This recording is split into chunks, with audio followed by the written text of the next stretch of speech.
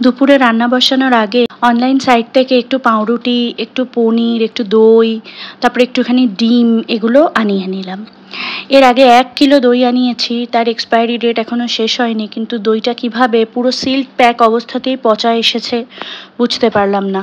আর কমপ্লেনও করতে পারিনি, তার কারণ আমি খেয়াল করেছি আনার 2 দিন বাদে সিলটা ওপেন করেছিলাম দেখে। একসাথে 2 প্যাকেট ডিম আনিয়ে নিলাম, কারণ আগামীকাল একটু ঘুরতে যাব, তো বাজার করা হবে না এই সপ্তাহে, সেই কারণে একটু বেশি করেই ডিম আনিয়ে নিলাম। দাঁড়ান, আগে না ডিমের সাইজটা চেক করব।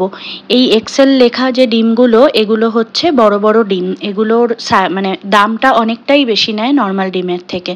অথচ আগের সপ্তাহে না, এর আগের লটে আমি 2বার যে ডিম আনিয়েছি, তখন ওরা এই এক্সেল লেখা প্যাকেটেই ছোট্ট ছোট্ট ডিম পাঠিয়ে দিয়েছে, অথচ দামটা এক্সেসিভ বেশি নিয়েছে।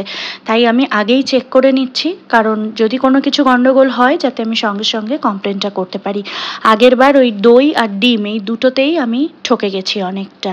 এই মাসের গ্রোসারি তুলতে গিয়েছিলাম ডিমার্টে, তখন ওখানে না আমি পোলাও বাসমতি চালটা দেখেছি, যদিও এটা প্যাকেটের। আমরা বিয়ের পর এটাই লুজ মুম্বাইতে থাকাকালীন ডিমার্ট থেকে তুলতাম।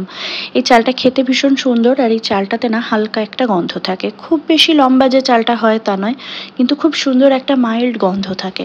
এখনকার বাসমতি তো শত দাম দিয়ে কিনেও দেখেছি, সেই গন্ধটা পাই না। যখন ছোট ছিলাম তখন আমার ছোট পিসি রুড়কি থেকে আমার জন্য বাসমতি চাল পাঠাতেন, বাঁধা ধরা, নিজেরা আসলেও নিয়ে আসতেন, এবং পিসামশায়ের অফিস কলিগ যারা আসতেন তাদের সাথেও পাঠিয়ে দিতেন আমার জন্য। সেই চাল আমি শত খুঁজেও আর এখানে পাইনি। আজকের জন্য বানাচ্ছি একটুখানি ভেজিটেবল পোলাও, আর তার সাথে একটুখানি চিকেন কষা করব। আর বেশ কিছুটা সিমই, কাঁচা সিমই আর কি, বাড়িতে পড়ে রয়েছে অনেক দিন ধরে, প্যাকেটটা কাটা, এরপরে এটা হয়তো নষ্ট হয়ে যাবে ফাঙ্গাস ধরে বা পোকা ধরে, তাই একটুখানি সিমইয়ের পায়েসও করে নেবো। অনেক দিন সিমইয়ের পায়েস খাই না।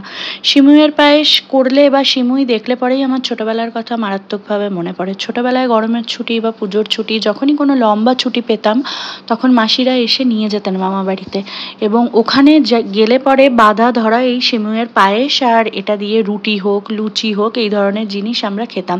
ইভেন ঘুম থেকে উঠে সকালে মুড়ি দিয়েও খেতাম, খুব ভালো লাগতো খেতে। তো মাঝখানে বহু বছর জানি না কেন সিমইয়ের পায়েসে খুব অরুচি ধরে গেছিলো, একদম ইচ্ছে করতো না খেতে। তা এখন আবার মাঝে সাঝে মনে হয় যে হ্যাঁ খাই, সেই ছোটোবেলার স্বাদগুলো ফিরে পেতে ইচ্ছে করে। তো সেই রকমভাবে ছোট ছোট প্যাকেট এনে রাখি। তবে ডিমার্টে ম্যাক্সিমামই না একটু বড় প্যাকেট পাওয়া যায়, ছোট প্যাকেটগুলো পাওয়া যায় না, তো ওটা ওই 1বার বা 2বার করলে শেষ হয় না, বেশ অনেকবার আর কি করতে হয়।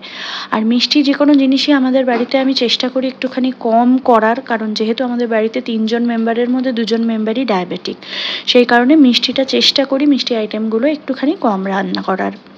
এদিকে কথা বলতে বলতে কিন্তু সিমইয়ের পায়েস আর ওদিকে চিকেন কষাটা প্রায় হয়ে গেছে।